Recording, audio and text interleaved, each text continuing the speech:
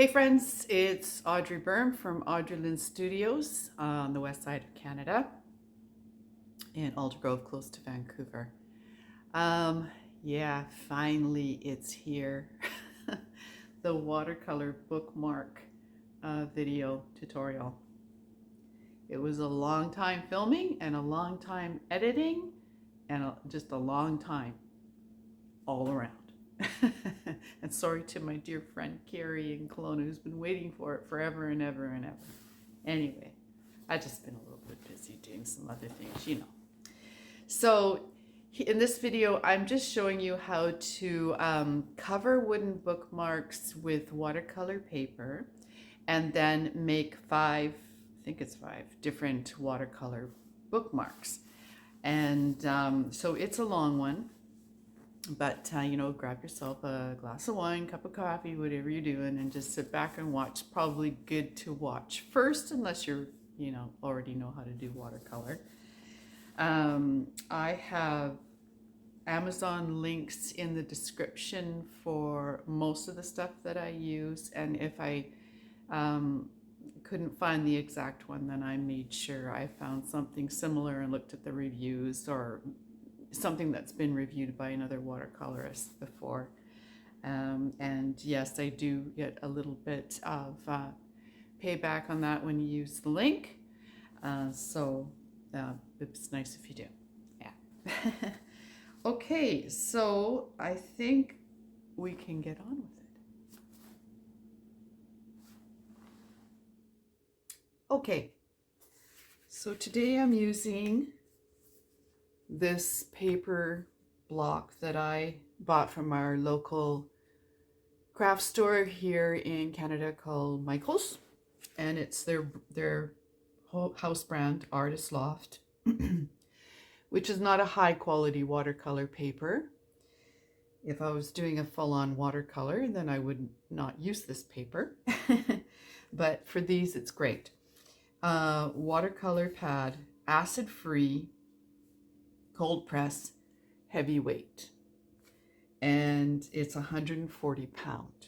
And I like this weight of paper for this project because it is nice and thick. And you will see that having a thicker paper is the reason why it's beneficial. Okay, so what I'm going to do is take out a piece. Now, generally when you buy watercolor paper, especially on a pad, one side is sized, so the watercolor moves better on one side. So honestly, I'm not sure about this pad, but I'm going to assume that it's sized on the side that faces up. So I'm going to flip my paper. All right. Now I am using these flower presses that my husband made for me, really thick plywood, and they're a foot by foot with the 4 holes for the bolts and washers. And I'll show you how that works later. But the usable part of this flower press is actually 8 by 8. And yes, you could go into making a cross like this, but I'm not going to do that. I'm just going to stick with my 8 by 8. So I'm going to measure out 8 inches by 8 inches on the back of this paper.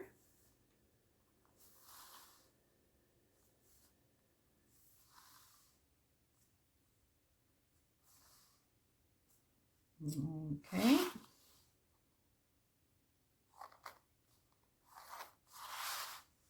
And down 8 inches.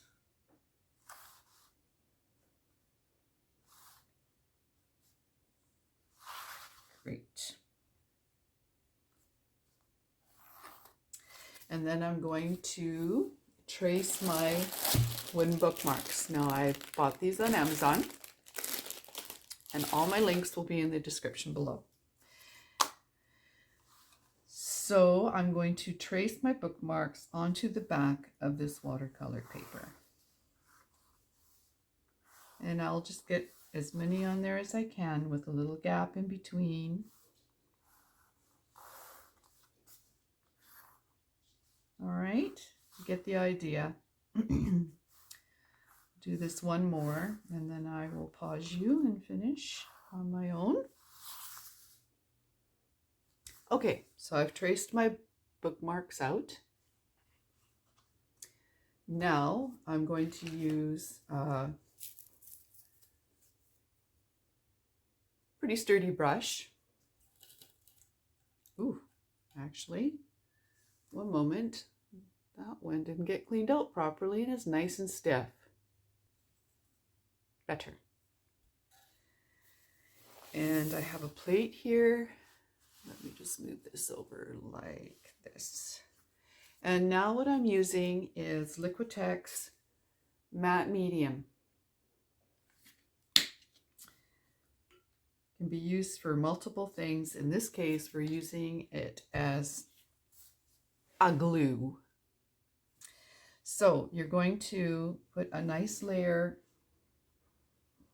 on your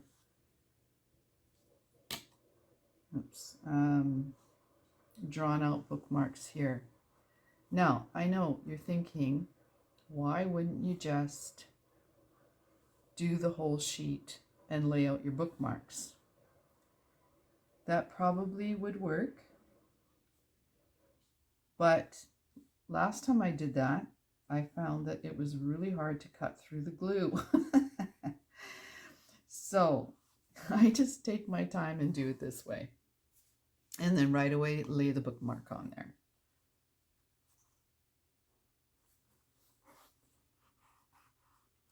Actually, we don't want to do that right away, do we? Because we want to cut out that paper.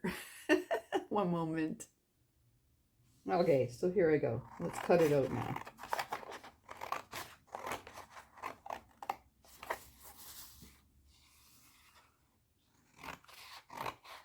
It's funny when you're making videos, you're just like, oh my gosh, how did I forget that? All right, here we go. So just give it a little press.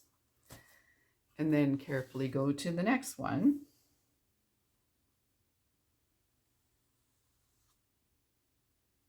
Yeah, so I just kind of go just on the outside of that line.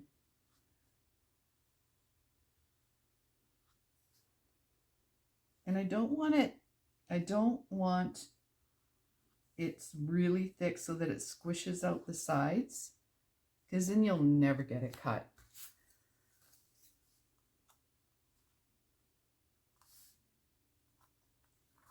Okay, get a few more. I'll do one more for you. Just on the outside of that line.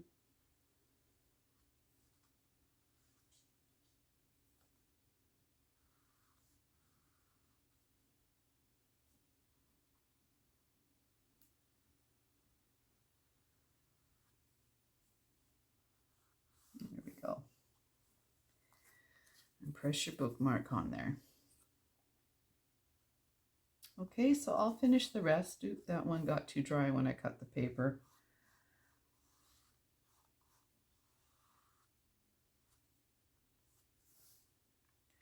So I'll finish the rest and get back to you.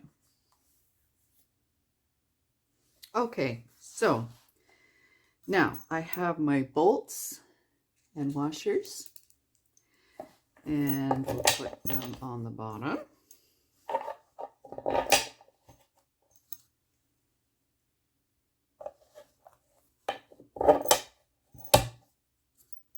Now, you might not have a flower press, so you are definitely okay to use heavy books. I put some paper in here just to give it some cush. One moment, I don't have enough paper. All right, I got some newspaper in there, and I'm just going to lay this here. Put a little more newspaper for cush on there. And then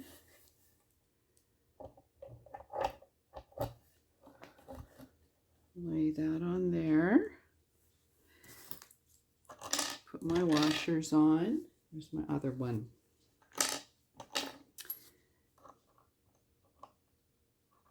And then my wing. What do I call these, wing nuts? I don't know. And we're just going to screw them down nice and tight. And you know, I would definitely leave it. Well, for me, I mean, I have other things going on, so I just leave it for the day. And then I will take them out and get back to you. Okay? And let's get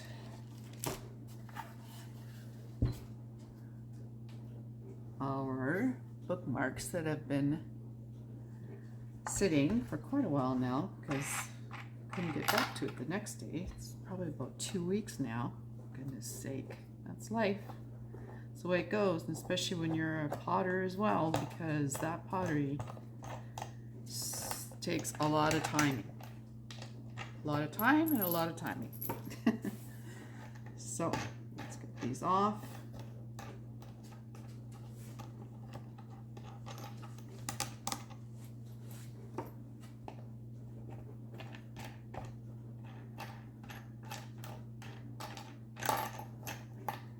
All right.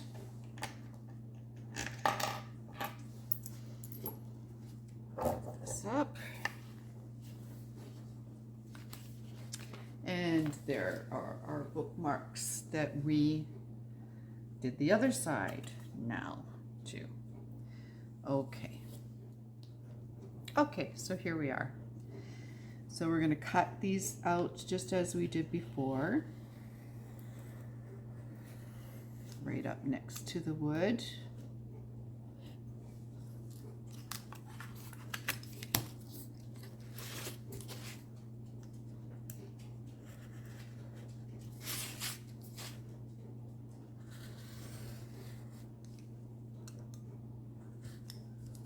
There.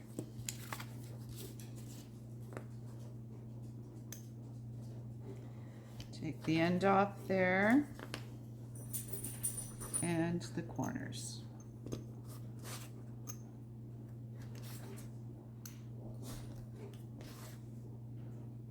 There we go.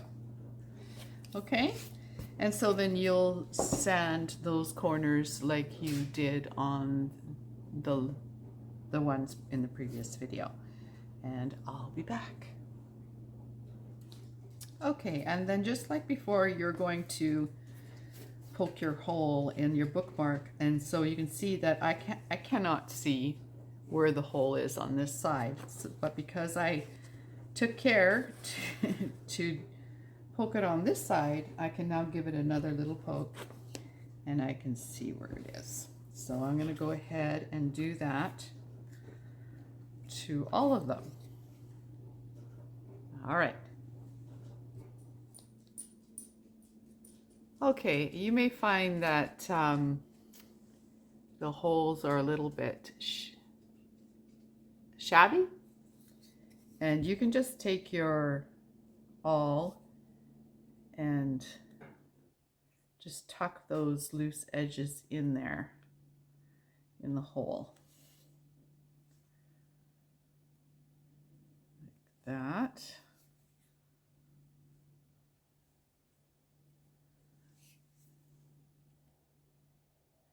You can cut them off if you like, but then you stand the chance of having a really rough area for your watercolor, and believe me, watercolor shows that stuff. So okay, I'll finish doing that with all of these.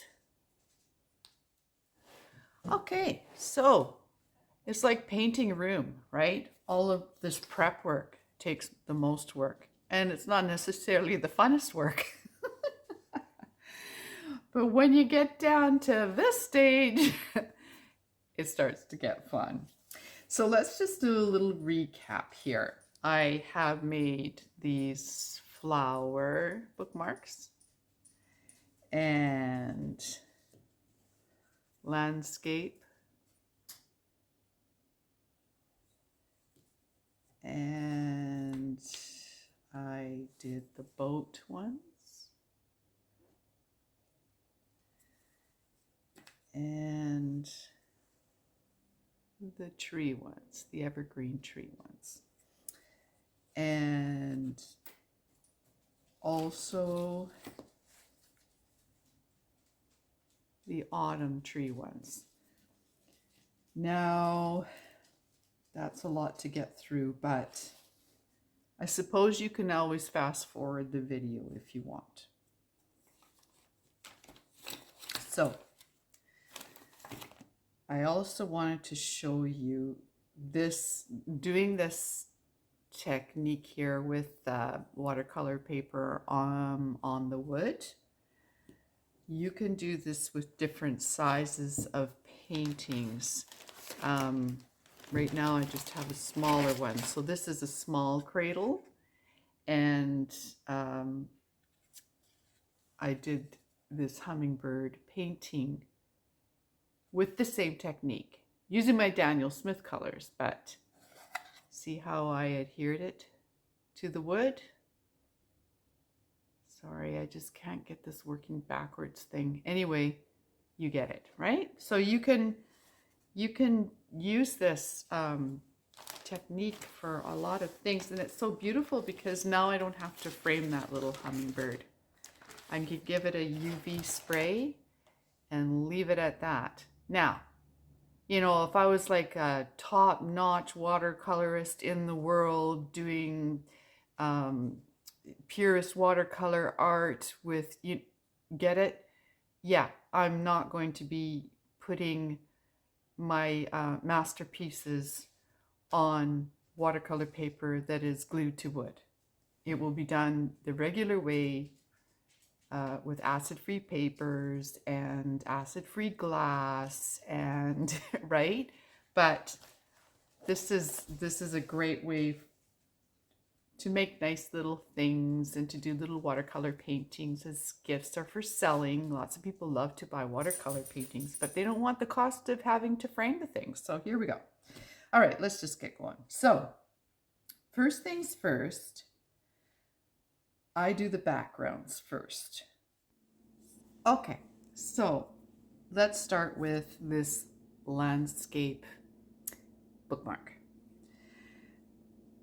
I have drawn a horizon line about a third of the way up from the bottom. So that's what I've done here.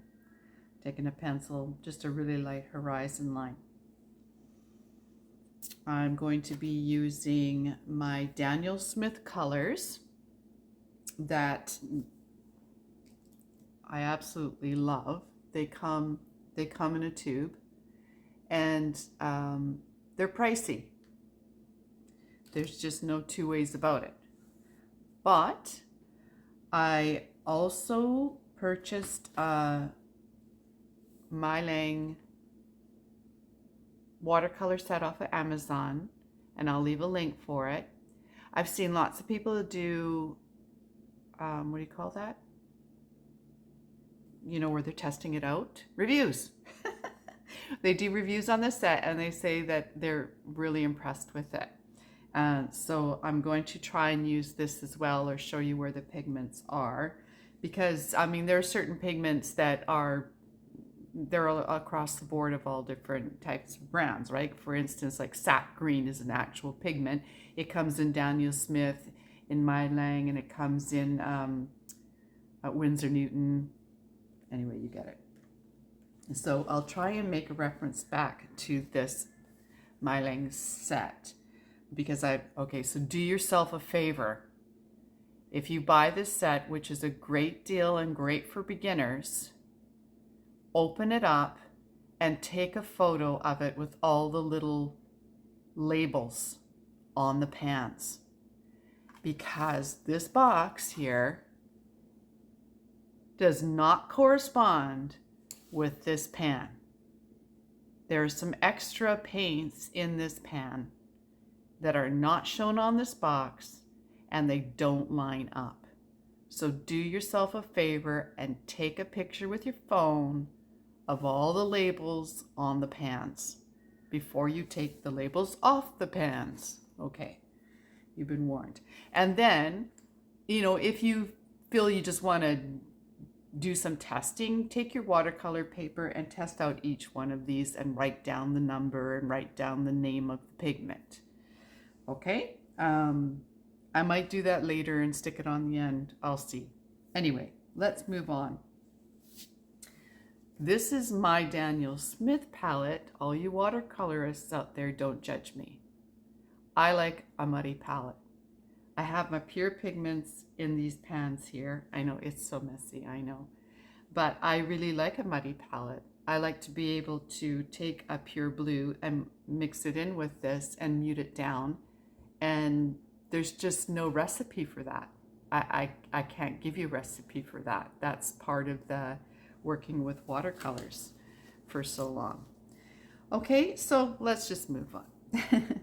First thing you're going to do is, on this particular bookmark, is put your brush in your water, and I'll give you a link to some brushes that have had good reviews.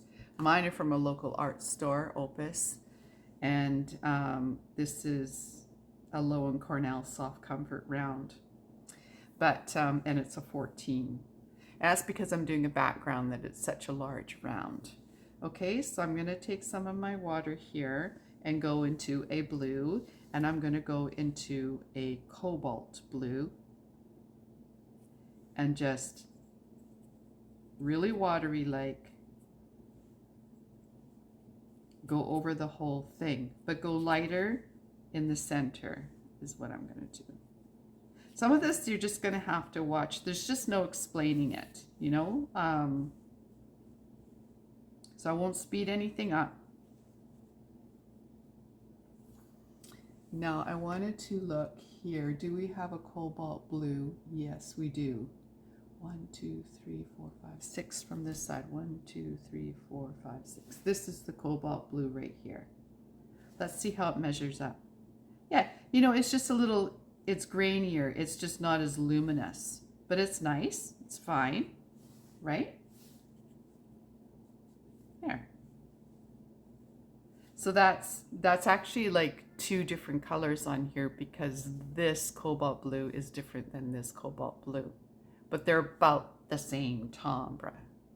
Okay, and then just to get a little bit of turquoise in the sky, I'm going to use some manganese blue from Daniel Smith. So we're just using a couple different blues. This is reflecting over here, that's why I'm doing it. You can see it here. Good. And I've noticed that I wasn't paying attention because when you're teaching sometimes you don't always pay attention so well. So let's just take a little piece of paper towel, and there's some sand on the beach here and I painted over it, so just dab it off. It's okay. There, done. Okay. And I see that I have a little bit of sand here. You can just dab it off. It's okay. All right. Great. And then I see ultramarine blue in there. Pick some of that up and stick that in sky 2. And here. Great. And we can just leave it at that. Every bookmark you do is going to be different. You might do 5 of these and they'll all turn out a little bit different. Where are mine? Let's see if I have any other ones like this one. See, this one is different than this one. They're both the same idea, right? But they are different. So, and that's the beauty of watercolor. One of the beauties of watercolor. Okay, so here now I can probably put in my yellow for the sand, and that's going to be yellow ochre. I don't know, you probably can't see that yellow ochre, and that's going to be in here. And it doesn't matter if you touch the water there because it'll just kind of meld together. And if you think about the ocean, that's kind of what it looks like. The blue comes over the sand and it has a different look. And then here.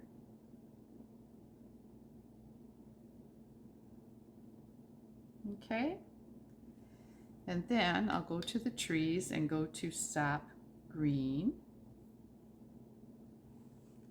And just tickle in some trees. Like that. Could probably use a little more pigment. Yeah. See how it's darker and it's making its way in there.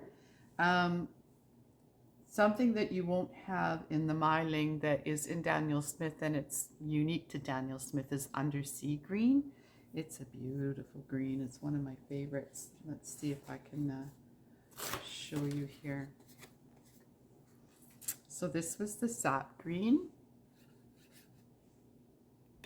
that I just put down for the trees. And this is the undersea green. So you can see how different it is.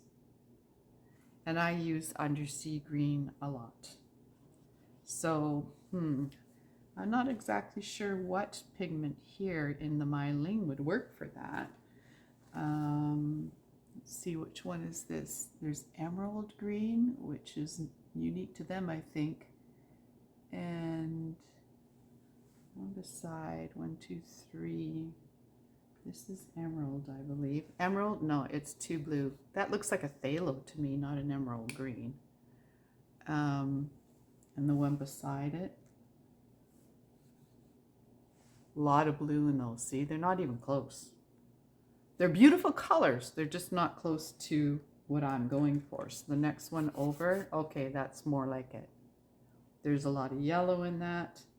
So you see these colors will be different than my Daniel Smith, but if you do yourself a little test thing like this on the paper you're going to use and go through all of these pigments, you'll be able to see which colors match the best. They don't have to match exactly, so it's okay.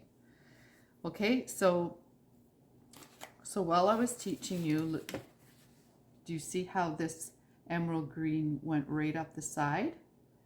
That doesn't bug me. That's part of the beauty of watercolor. Okay, here I've kind of lost my trees, so I can take the water out of my brush and bring it back a bit and then go back into the sap green and define the trees with the tip of my brush again a little bit. I tend to use my big brush for a lot, but that's because I'm used to it. So if you want to switch to a smaller brush, a smaller round, you can. Okay, and then here I'm going to take my undersea that I love so much and just at the base add it in here, and that's all it takes at this point anyway. Okay, so we're going to leave it at that point so far. Right, let's put that aside. And let's do, well, let's go with this one. Now this one doesn't have a horizon line.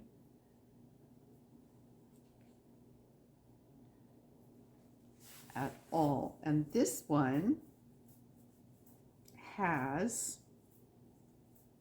what is that color called? Isn't that ridiculous? One moment, I'm going to pause you. It's indigo. So this one, I'm going to take my water and wet the background, the whole background, like that. Okay. And just going to let it dry a little bit because I put quite a bit on. What I'm looking for is not so much puddles, but a sheen. And I got one little puddle here, so I can take it off. I think that would work like that. Okay. And I'm going to go into my indigo. It's such a beautiful color. Well, there's not too many colors I don't like. But indigo is strong. You can see that it's strong. Okay. And I'm going to have my trees come up in here. So I'm going to pull this down to about there.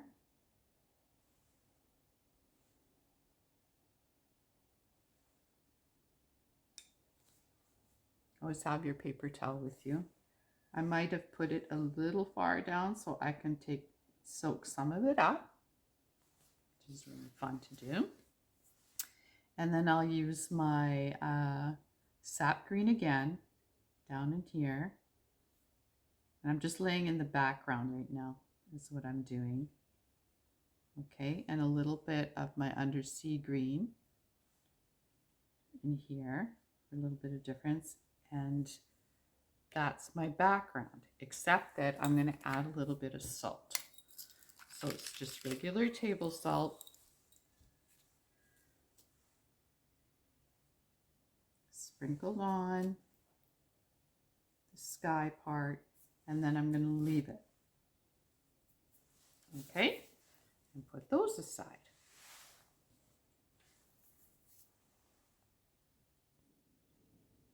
Okay, now let's go to the next one, and we're going to do the roses. Now this one, I didn't put in a background first. So I'll show you what I did. I'm just going to move this up a little bit.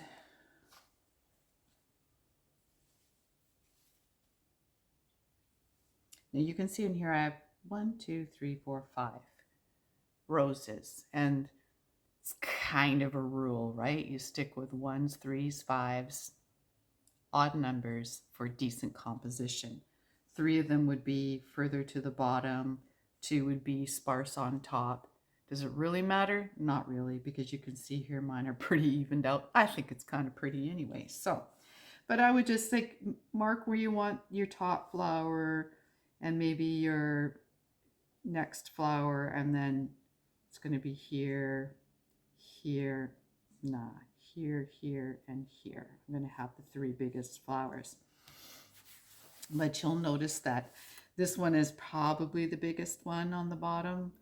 Next biggest is here, but that's just because of the way it worked out. Like, yeah, composition is like odd numbers, heavier at the bottom, lighter on top. Kind of the rules, but I mean, rules are made to be broken, so whatever. Anyway, so like I say, I always use a big brush, but I'm thinking maybe I should show you a smaller brush. So like this one is Watercolor Sable by Winsor and Newton, and it's a number 2, so you can see it's quite a bit different. So why don't I try using this one, a number 2 round.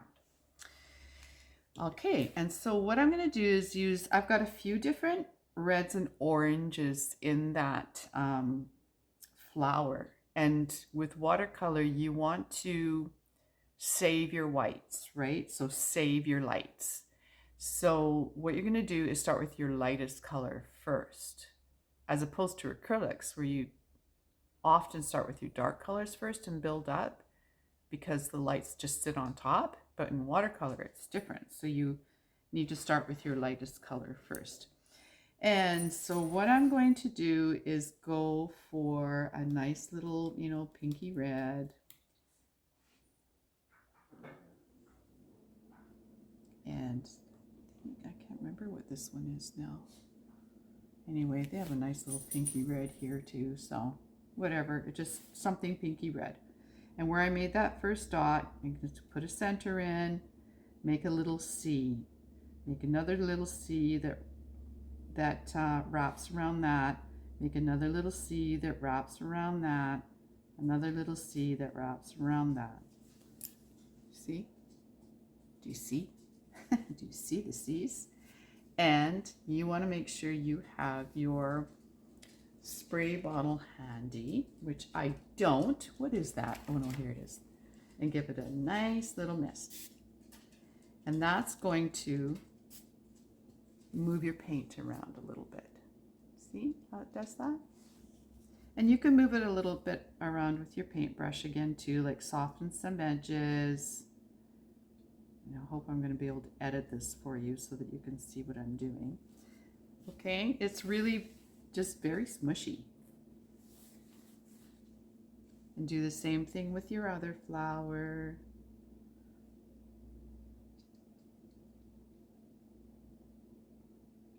This one I'm using the side of my brush a little bit. Okay, give a nice little spritz just to soften it up. Next one.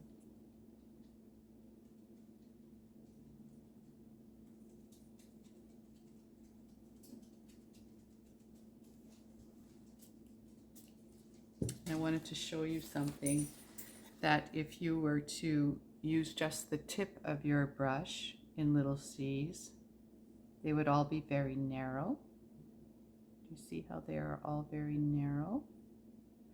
But if you use also the belly of your brush, so you can use the tip in the center, but then pull it out and then lay your brush down a little bit, it's going to widen out that petal for you.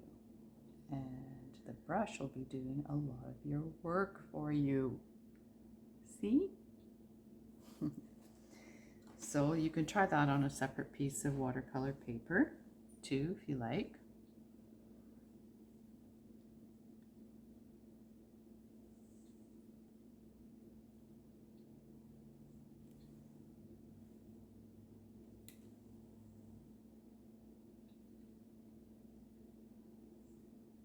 See how that brush does a lot of the work for you if you lay it down a little bit. I want this one to be a little bit bigger. This one should be a little bit bigger maybe too. Okay, and you can see I've left some whites, maybe not there, but that's okay. If I wanted to get back my white, then I would take the pigment out of my brush, take the water out of my brush, and just soak up some of that.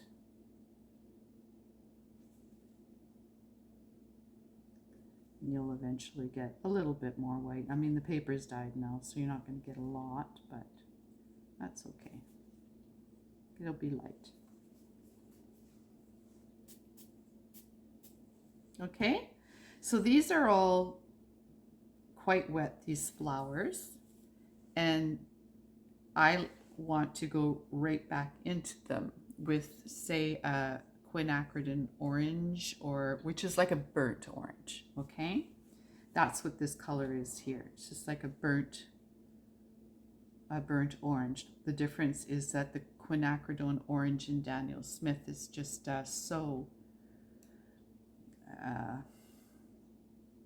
beautiful. If I can just say it's beautiful. I love it. I just love it. See how that changes the color of the rose already?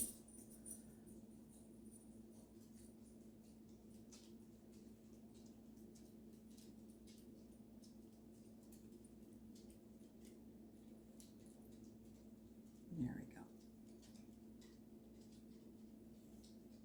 And because they were already wet, then that color is going into, the quin orange is going into the red a little bit. So it just gives it more character.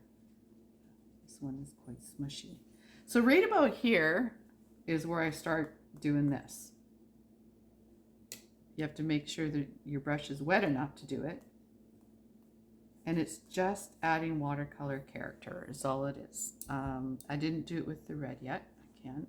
Let's see. I mean the pink. There. Just adds a little bit of splashy character. And you can give it a little bit of spray. Nice. Okay. Now I'm just kind of judging how wet it is. I think I probably, because you can see in this one that I've done a lot of wet on wet work, like things have feathered out a lot.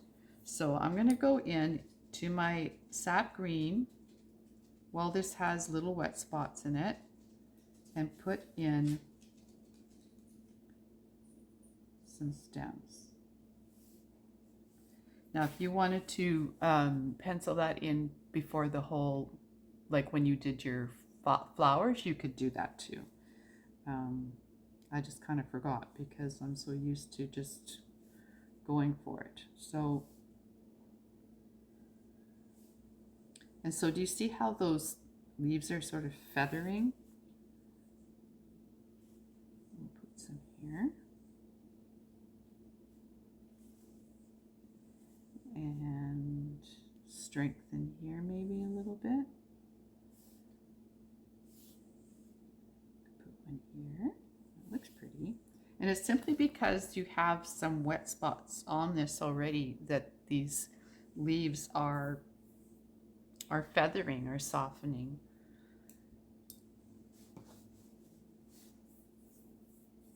Good. And what I usually do then is go into my manganese blue, which is a turquoisey blue. I guess I could use this one. And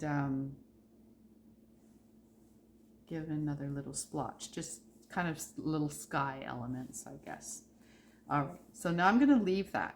I'm going to let that dry. I will come back to it because I want to add in darker centers, but I don't want to do that now. I want them to be a little bit more defined, and if I put them in now, they're going to feather out as well, and I don't want that. So we're going to put that aside.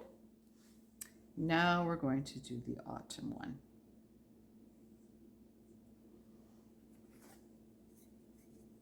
And here, I'm going to go back to my larger brush. Here, you'll notice too, I don't know, can you see that I don't really care too much about my water being discolored. Like if it gets really mucky, then I change it. As soon as it starts to affect what I want to see, I change my water. If you're a real purist, you want that pure color for everything, then you need to be changing your water all the time. But as you can see, judging from my palette, it doesn't bother me too much if the water is discolored. I know. Okay, so we're going to put in this background first. And I'm going to pull up some yellow ochre, which I think they have a yellow ochre right here. I wonder how they differ. Let's have a look. This is Daniel Smith yellow ochre. And this is my Lynn yellow ochre. Woo! Not bad. Okay, that works. So I got my Lynn in my brush. Let's just put it down. And you can see I'm just rolling my brush around. And now I'm going to use a little Daniel Smith. So you can see Daniel Smith is just premium, right? Like there's more pigment in it, but really good if you're a beginner. Nobody wants to be spending $300 on tubes of paint. Okay, so, well, you might want to, but you can't. So that's yellow ochre, and then I'm going to take some quinacridone orange, because you know I love it, and just mush it around here a little bit, right? Going to take some burnt umber. Is there burnt umber in here? Let me see, I have to pull up the picture again.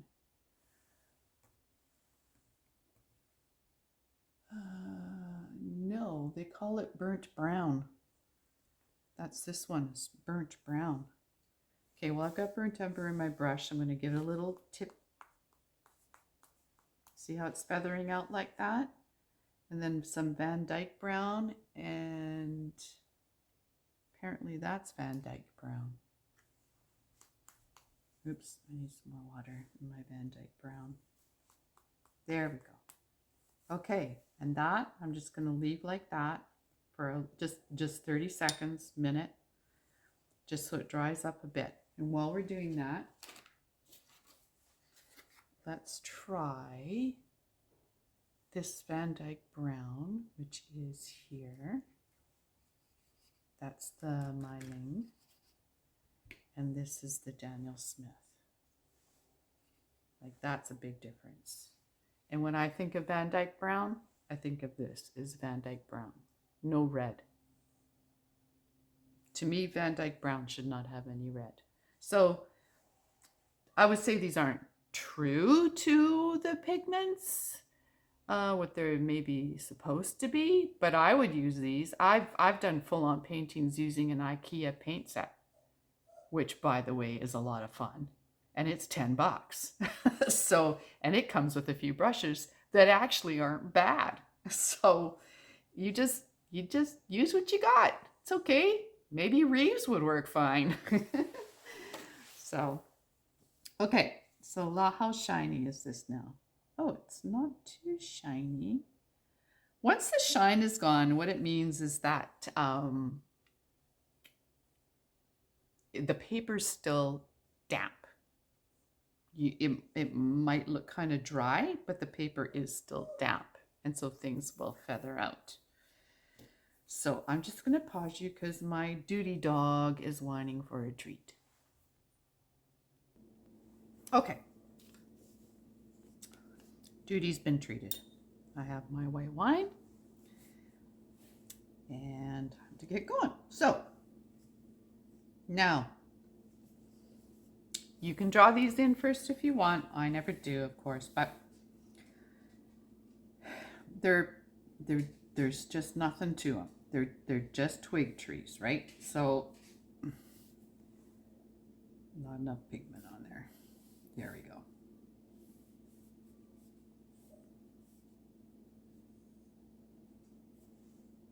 And if you need to, like, get yourself a reference picture of trees and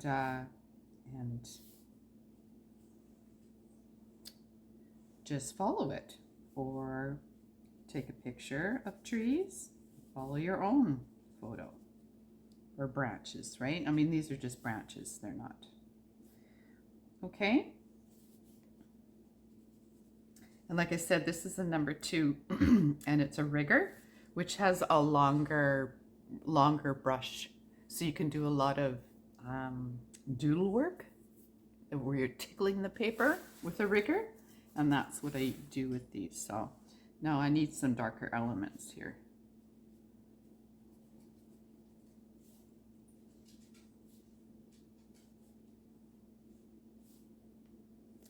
Okay, get a nice little that.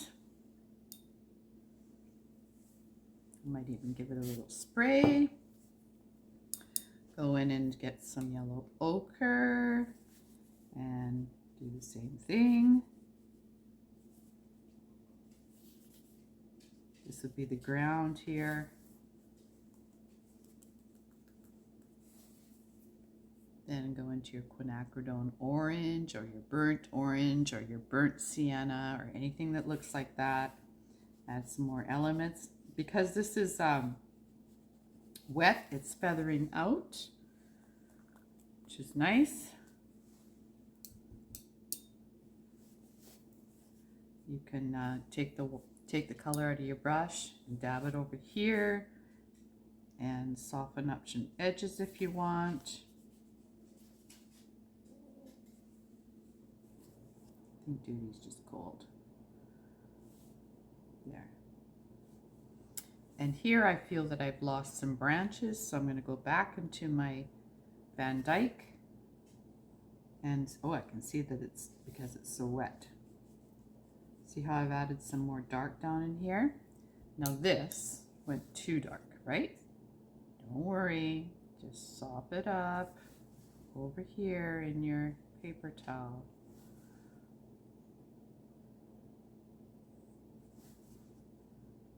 See?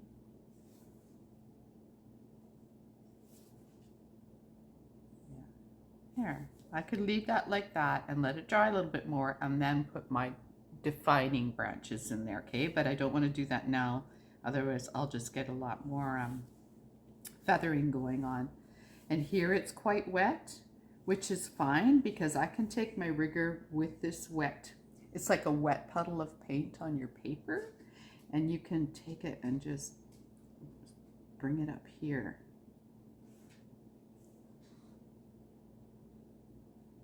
And you get all these really fine lines. You can do this, right? See how that's adding some ground feature in there? If you want, you can dry off your brush, get some of that out. I'm using my hand, that's what I do. It's not soaking up a lot because it's a rigger, but you can see it went a little bit lighter. I could use something else, let's see.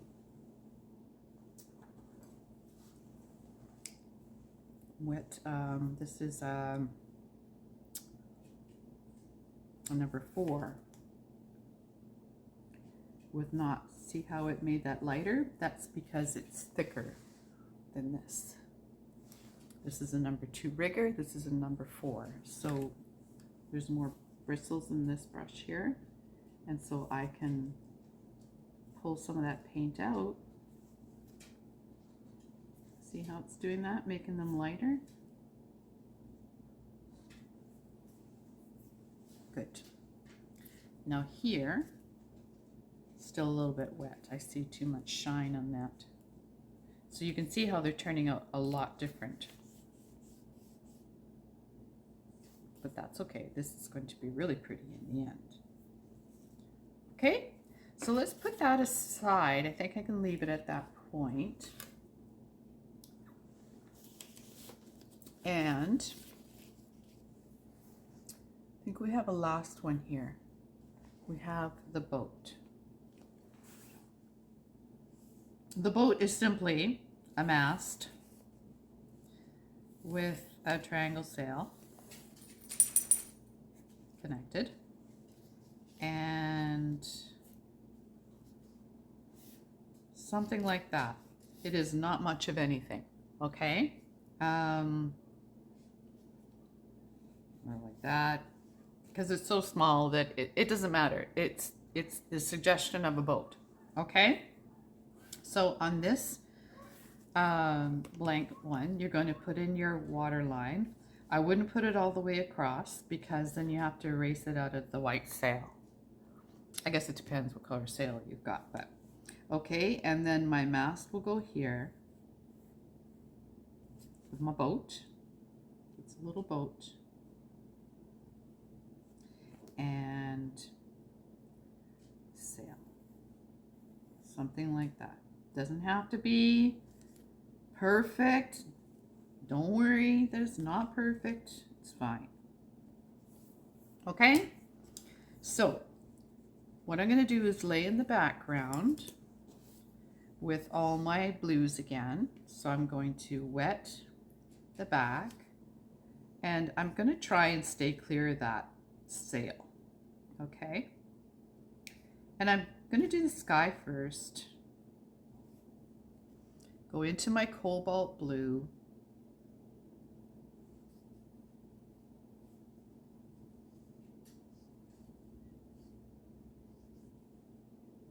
All right, and then into my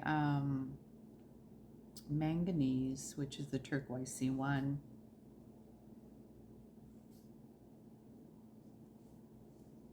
Leave some white for clouds. Okay. That's good enough for now. Then you can go to the water and just sort of go around the boat.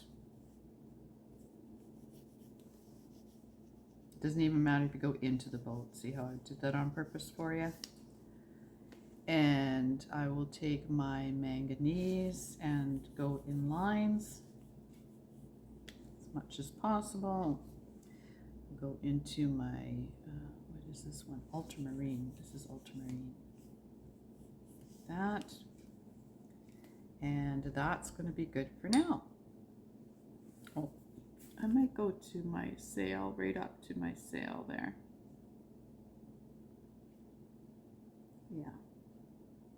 And in between my sail and my mast, if you want, you don't really need to. Get some blue from over here and just put it in there. Good. Leave it at that. Now, let's go back to our landscape. Okay, so now I'm going to go back into these trees with the undersea green, which is the super dark green, and just put in some defining features.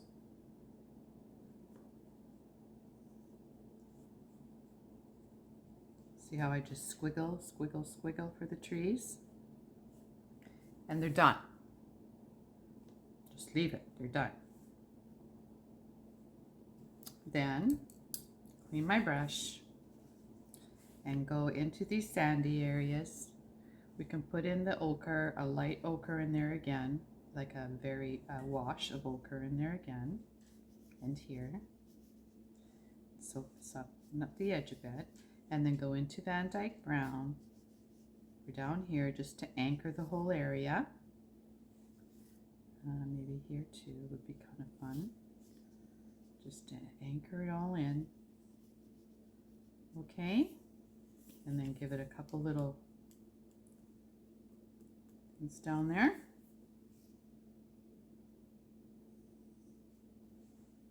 Great. Then I'm going to go into the manganese, which is the turquoisey blue. Give it a couple of little watermarks. This one's kind of big. Soak it up a little bit. Good, that's good. All right. And here, I'll take a very light wash of cobalt blue and just give it a horizon line right there. Okay, and in here, if you want, you can just kind of play around with softening the edge. Yeah. Here I actually did a bit of pen work, but basically what I did was took some dark pen and just gave it some. See, I don't even need to use a pen, do I? Just need to use the tip of my brush. Just some kind of ripple lines there.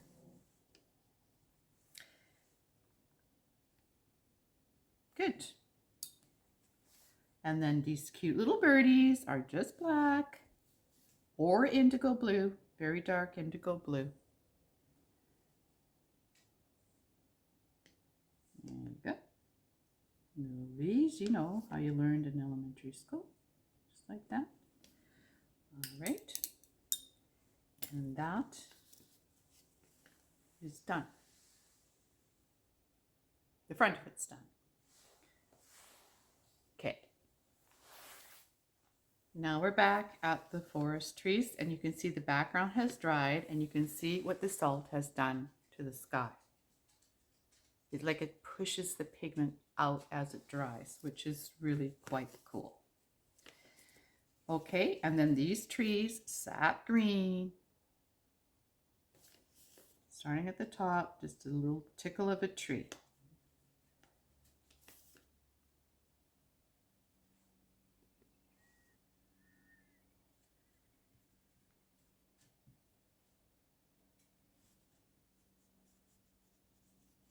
And here a little bit.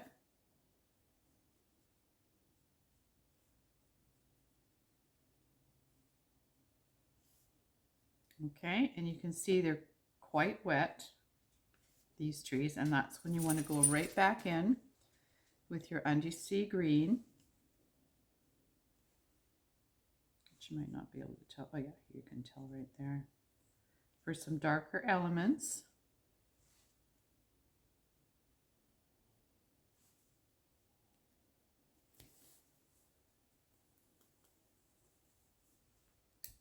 And I love to use the quinacridone orange in here.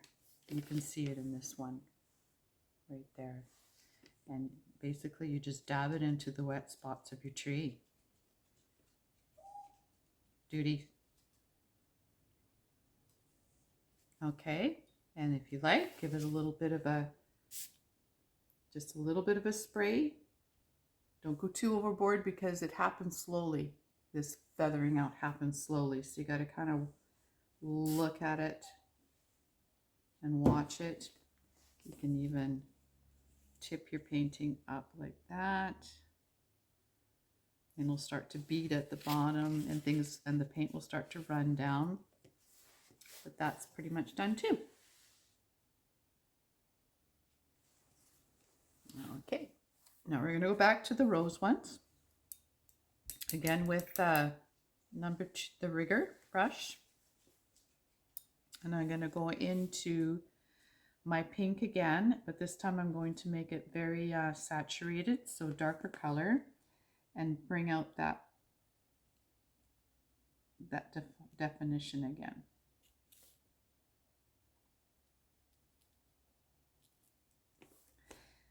Okay.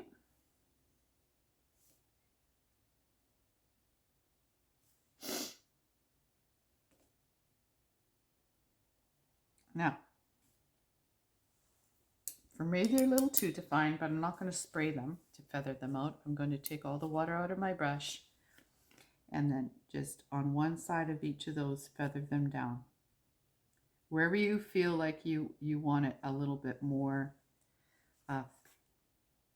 feathered or soft.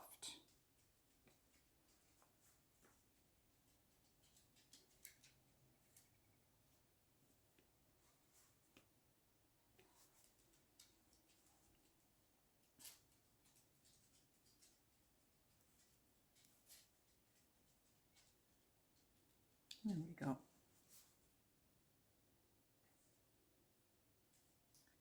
Just work out some of those hard edges and make them soft. There we go. And you can go back into your pink and give it some more of that if you want. You can even take some of the water out and start spreading out some of those dots you just put on there to make the background a little less stark. If you like, you can go back into your green and define those leaves again.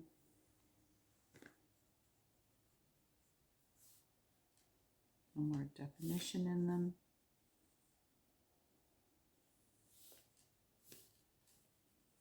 With what's left in your brush, just give it a good, like that, and that one's done. Okay, now we'll finish off the autumn tree. So as you can see, most of the work is done in your first stage on these. Take some more Van Dyke with the really thin lines now. Put those back in.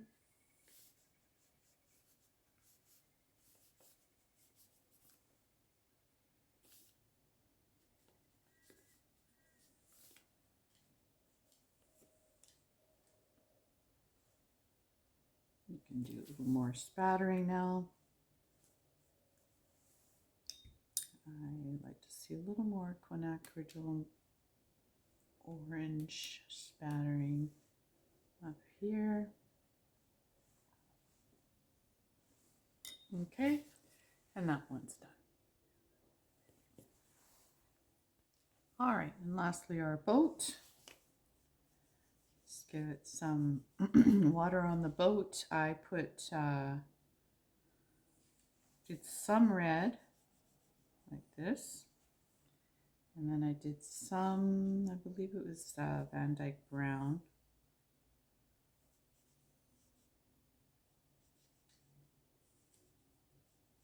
You see how it kind of looks messy, but, and you can feather this down.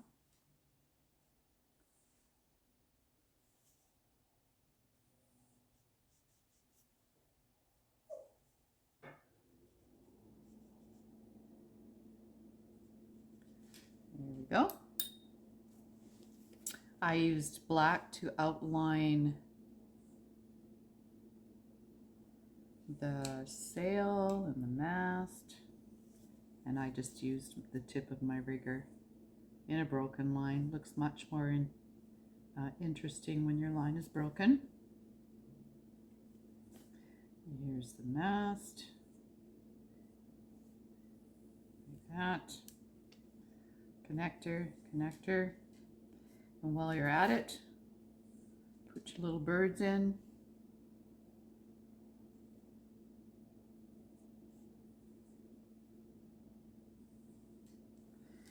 There you go.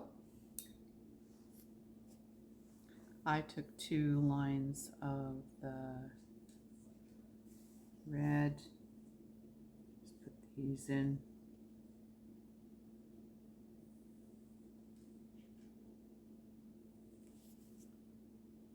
This is dried a little bit now, so you can put a little more in there if you like. And a little bit more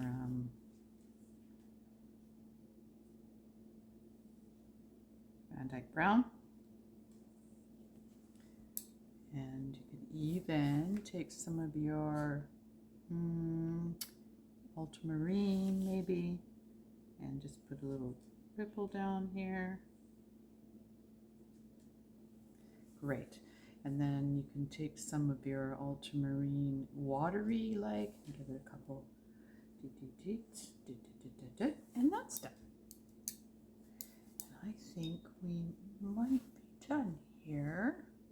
The fronts of everything. I hope I got everything. Okay.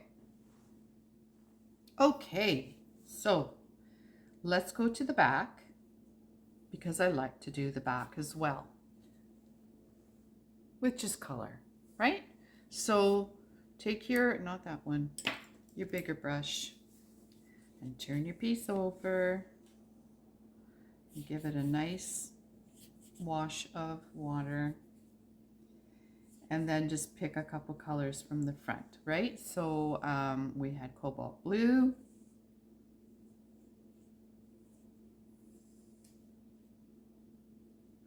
And we had ultramarine blue.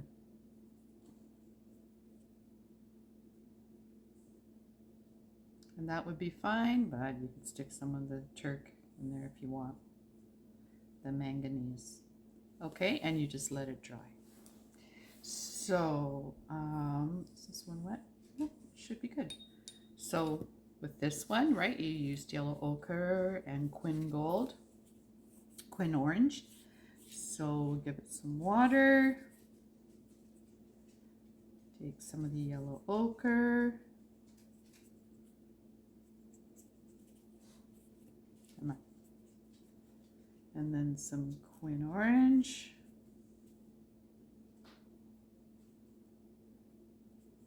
There we go. And just, that's done. Roses. You could keep it with the pinks and orange.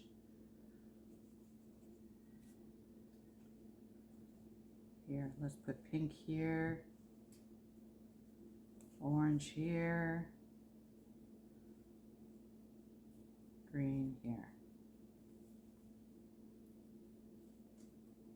Okay, and that's done. And then with the forest one, we can put the indigo.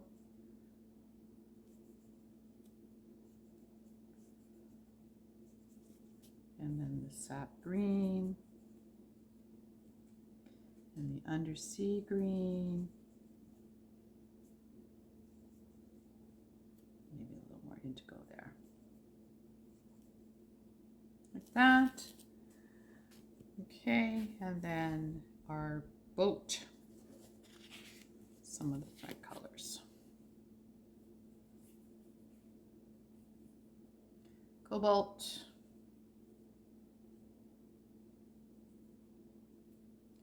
Manganese. Ultra. Done. So that you can, so that, you know, they're not plain on the back then, and you can still take a pen and write a message or something like that, especially if it's a gift for someone. Okay. Okay, so there you go. Now you can enjoy your little masterpieces. I noticed here though, I actually forgot the water line. So let's do that right now. Let's see. Right here. Kind of makes a difference. Okay, so you're not done yet, are you? You need to sign your little pieces here. So I've got these, what are they called? Needle drawing pens. They're super fine to like not so fine. What are they? 0.05 to 1 millimeter. And so just with something fine, sign all your pieces, okay?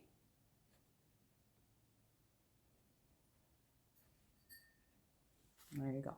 And I'll keep doing that. Once your pieces are all signed, and you can let them sit for a little while so they get dry all the way through, then you can give them a spray with a sealer spray, and I'll find a link for one.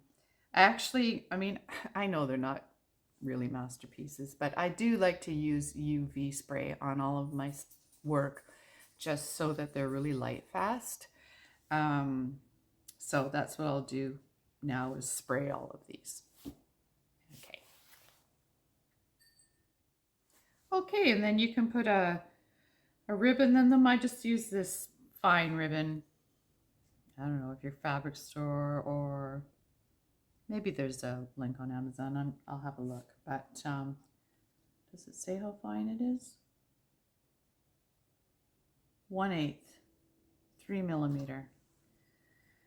And I fold it in half, so I don't know how big this is. It's not a foot, maybe 10 inches. And I fold it in half and stick it in the hole, and it might need a little coaxing with your awl or something like that. And then pull it through, which you didn't do. Here we go. Pull it through. Open up the loop and grab those other two guys, and there you go. Okay, and then of course, I mean, it doesn't matter what color, you can change your colors up. I just had black here, so. All right, so there you go. All your little watercolor bookmarks that are just so lovely.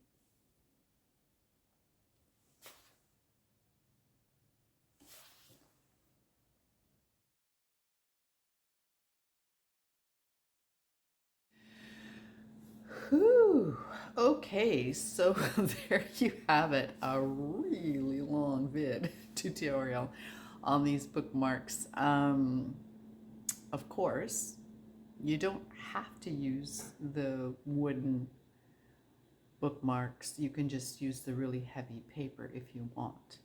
But I think it's fun to learn how to put watercolor paper on wood for other projects as well. So, so like and subscribe. It helps my channel a lot, and definitely leave your comments. I'm happy to dialogue with you about any of what you saw, or anything art or pottery. You know, I love it all.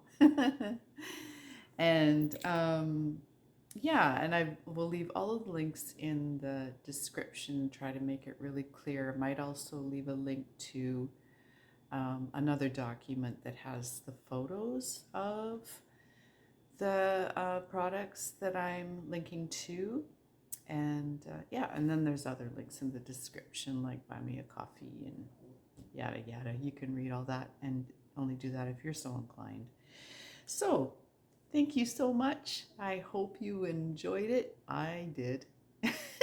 It was long, but I enjoyed it. And I'm happy that it's finally done, because I know people were waiting for it, and I just don't like that when people are waiting. So I feel good. All right. See you later. Peace out.